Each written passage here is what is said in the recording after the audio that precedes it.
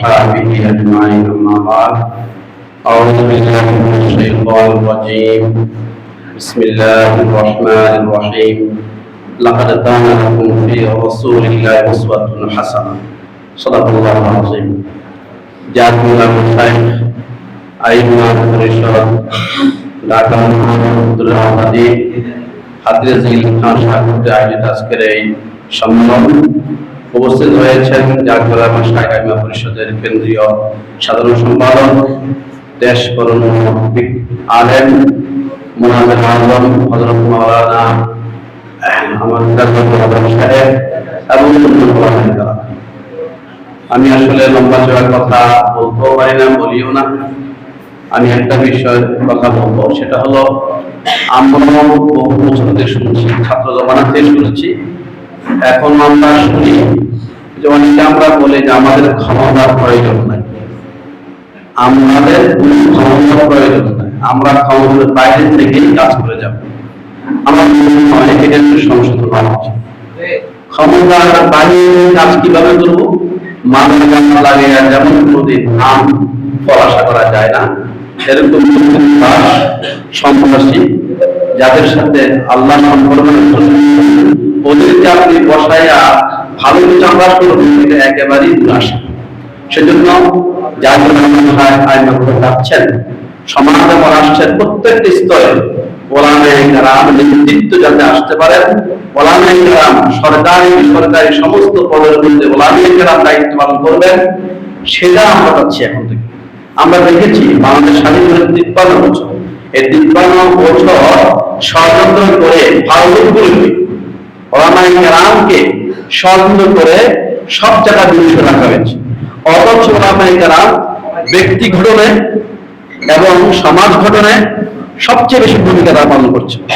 রাষ্ট্র গঠনে তবে একটু দূরে রাখা হয়েছে ষড়যন্ত্র করে। আর আমাদের মুখ দিয়ে বাইর করা হয়েছে, আমরা আমাদের সন্তানকে বলেছি ক্ষমতা প্রয়োজন নয়।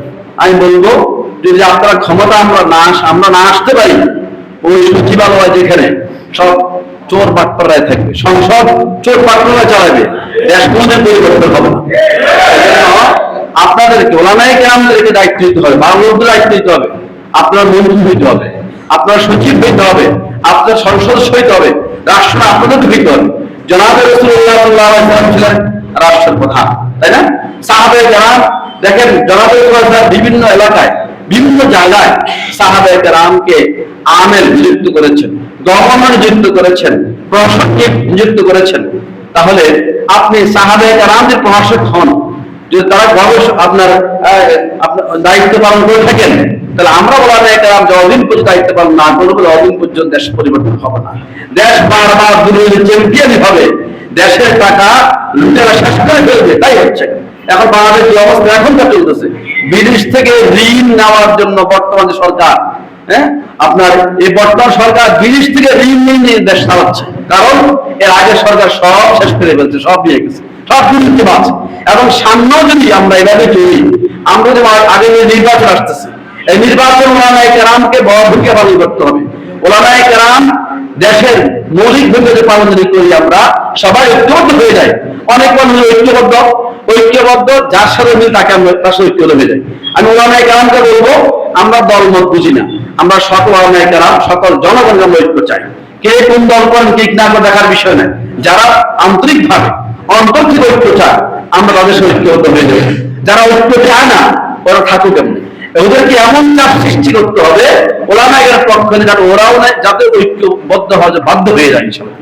আর সেই ভূমিকা ওলামায়ে শাইখ আইমা পরিষদ পালন করার জন্য নিয়ত চেষ্টা করতেছে। আমি হাফিজুল ভাইকে বলবো, আজকে আপনার সম্মান করেছেন, ধন্যবাদ জানাই। আপনাদেরকে অবশ্যই অনেক মেহনত করেছেন, অনেক চেষ্টা করেছেন, ধন্যবাদ। শুক্রিয়া, আপনার প্রত্যেক আলেমের কাছে গিয়েছেন, এটাকে আরো ব্যাপক কিভাবে করা যায়। প্রত্যেকটা আলেম হাতিনের দিনে আওতাধীন, কোন আলেম যেন আপনাদের আমার দাওয়াত থেকে দূর না থাকে, এবং জাতীয় ওলামা শাইখ আইমা পরিষদের বাইরে কোন আলেম যেন থাকতে পারে।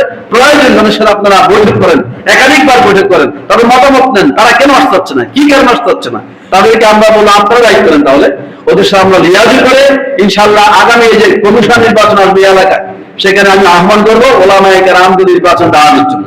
এবং এই এলাকায় যে নির্বাচন আসতেছে, সেখানে আপনারা আলোচনা সাপেক্ষে ওলামায়ে কেরামকে আপনারা নির্বাচন করবেন, নিষ্পত্তি করবেন, চয়েস করবেন, মনোনয়ন দান করবেন এবং তাকে আমরা সবাই মিলে তার পিছনে কাজ করবো, এটা আমি আহ্বান করবো। আর পাশাপাশি প্রত্যেকটা এলাকায় ওলামা মাশায়েখ পোস্টার, ক্যান্ডিল, ব্যানার যেন ওয়ালে ওয়ালে লেগে থাকে, আপনি সবসময় দাওয়াতি কার্যক্রমে চলে। এর তৈরি করলে ইনশাল্লাহ আগামী 2-4 বছরের মধ্যে বাংলাদেশের চেহারায় পাল্টে যাবে ইনশাল্লাহ দিলে। দেশ হবে ইসলামের, দেশ হবে কল্যাণের, দেশ হবে উন্নয়নের। আল্লাহ আমাদেরকে কল্যাণ রাষ্ট্র গড়ে তৌফিক দান করেন, বৈষম্যিক রাষ্ট্র তৌফিক দান করেন। ওলামায়ে কেরামকে যে আজীবনে বৈষম্য করা হয়েছে, ওই বৈষম্য দূর না করতে পারলে আগের মতোই দেশ রসাতলেই যাবে, দেশের উন্নতি হবে না। আগামী দিনের ভবিষ্যৎ ওলামায়ে কেরাম যেন দেশের কল্যাণের রাষ্ট্র ক্ষমতা আছে, সব দেশের সমস্ত জায়গার মধ্যে ওলামায়ে কেরাম আসতে পারে, সেইটার জন্য আমরা সব চেষ্টা করবো। আল্লাহ আমাদেরকে ঐক্যবদ্ধ হয়ে কাজটা তৌফিক দান করেন। ওয়া আখিরু দাওয়ানা আলহামদুলিল্লাহি রাব্বিল আলামিন।